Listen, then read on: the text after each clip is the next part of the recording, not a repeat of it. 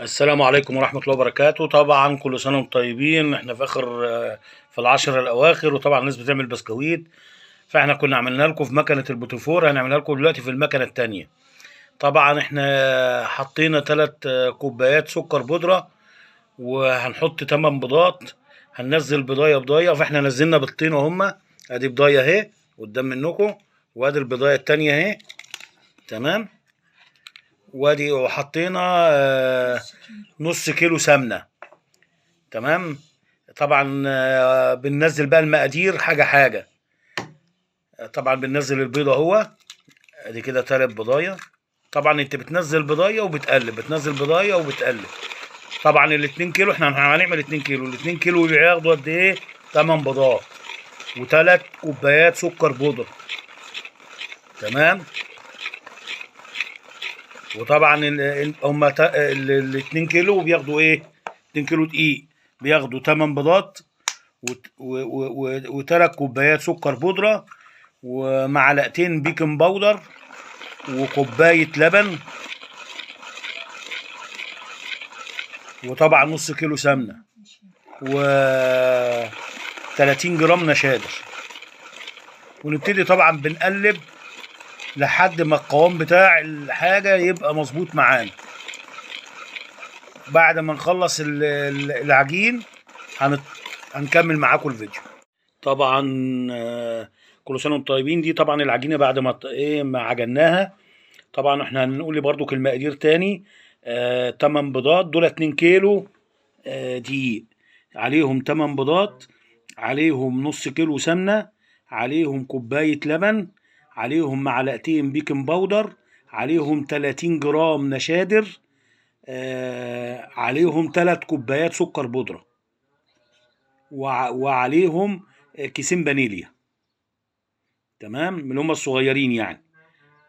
وادي العجينة بعد ما طلعناها. تابعونا.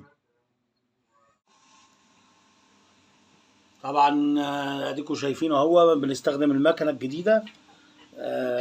بناخد منها. طبعا انا حاطط اهو العجينة اهي، وبلف وبلف اهو بنعمل بسكوت بالنشادر. طبعا رجعنا لكم تاني. طبعا احنا عملنا صاج بسكويت اهو، ركبناهم في المكنه اللي هي بتاعه البسكويت. طبعا حطينا لها المشط دوا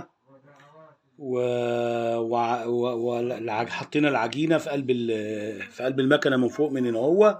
وبعد كده طبعا انا ايه بلف كده بايدي اهو كده، وايه وبينزل العجينه، وبناخد العجينه نحطها في الصاج. وبعد كده احنا طبعا بنحمل الفرن الاول 10 دقايق، وبعد كده بنسويه. خليكم معانا بقى لما نسوي ونوريكم البسكويت بعد ما يطلع. والسلام عليكم ورحمة الله وبركاته. طبعا ادي المكنة انا مليتها عجينة هي، وادي صاج تاني اهو غير الصاج اللي في الفرن. احنا برضك بنوريكم عشان برضك ايه انا بعمل ايه. كل اللي بعمله بروح جاي اهو بلف المكنة اهي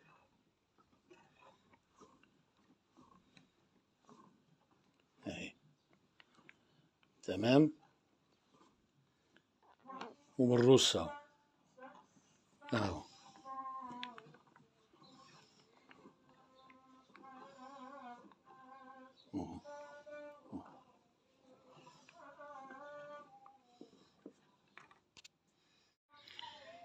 طبعا ده الصاج بعد ما طلع من الفرن. اديك شايفين البسكويت اهو، اللهم صل على النبي، الله اكبر. ده يبدوب، ده يبدوب البسكويت، ده يبدوب. كل سنة وانتم طيبين، واجعلوا عيد سعيد عليكم وعلى المسلمين. شوف البسكويتة دايبة ازاي اهي. بص البسكويتة دايبة ازاي. كل سنة وانتم طيبين، والسلام عليكم ورحمة الله وبركاته.